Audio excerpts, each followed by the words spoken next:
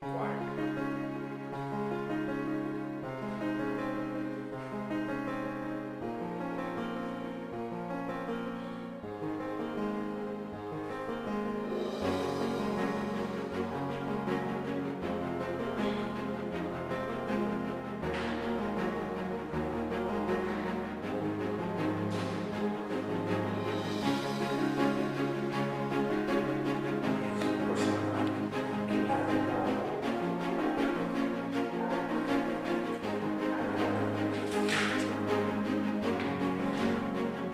Passando para a cozinha.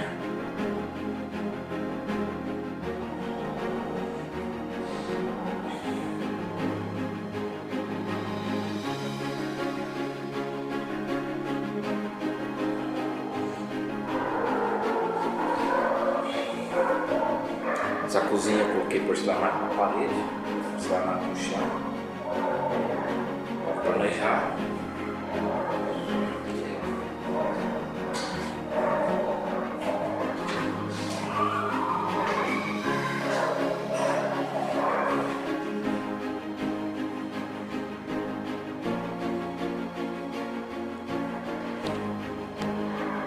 Esse é o porcelanato que eu coloquei no chão também.